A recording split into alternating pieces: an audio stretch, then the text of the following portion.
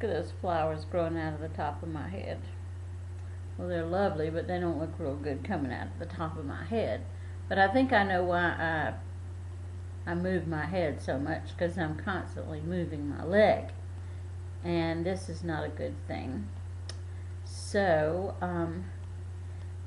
let me just say to those of you who are viewing this silly video, if you look at this painting right behind me, that's one I did several years ago, and I actually didn't finish it. And if you look at this corner right here, it is just not finished.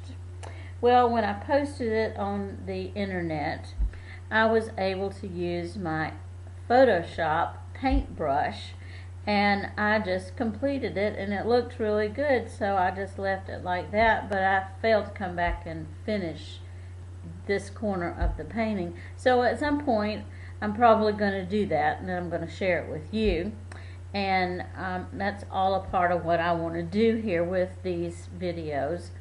I want to take paintings that I have given up on at some point, or just not finished because I lost the will to do it, and stuck them in my garage or in my walk-in closet, as the case may be. And so I have a series of those that I'm going to be working on, and I'll show them to you one at a time, and then I'm going to work on them so you can see what I've done to them. I have one that was of particular interest, and it came about as a watercolor painting that I did from a photograph, and I just did not like it. I couldn't make anything work. So I just kind of sloughed it off and stuck it in my other paintings that I had decided to throw away. But I went to the bookstore, and I was looking for a book on how to do pastels. Well, in the process of thumbing through the book while I was still there in the store, I found that one of the things that this particular artist, I'm sorry, I can't even recall his name, he did a foundation in watercolor and then covered over it with pastel chalk. And so I went straight home, pulled out that painting and a couple of others too, and I just did pastel paintings over the top of the watercolors. So it was saved, and I ended up putting that one particular painting in a mat and a frame and hung it up somewhere. I can't remember where I actually hung it up, but I pulled it out for an oil painting class that I'm teaching right now. And I said, this will be an interesting subject because people on Facebook seem to like that painting more than they liked the others that I had done. So I thought, well, this is a favorite subject, and it was going to give us the opportunity to work with some solid objects, some trees, some dirt, as it were, and some very distant trees. And so now it's becoming an oil painting. I love it when that happens.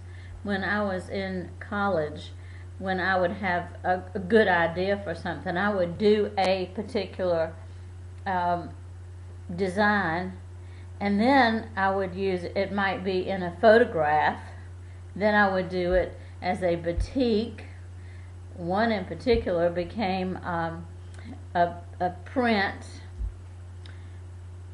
Let's see what else. It was a painting. It also became a wood carving, and I just about stretched it to the limit in terms of subject matter, but I still like the design element very much, and my photography professor liked it too. So it's all good.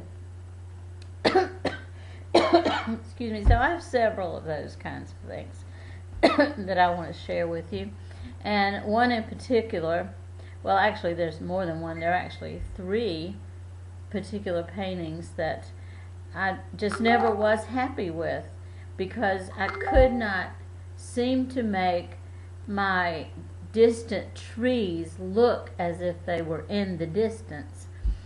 And the way to do that is to gray them down slightly, and of course depending on how far into the distance you want them to be. So I'm going to be doing some glazing over those to see if I can't minimize some of that bright green in the trees that should be a little further into the distance. So I have a lot of plans, and some of them may or may not work out very well, but I've seen enough YouTube videos to know that that happens a lot. So I hope you'll enjoy this and you'll have fun if nothing else. So stay tuned for part 2 of this video series, and thank you for visiting.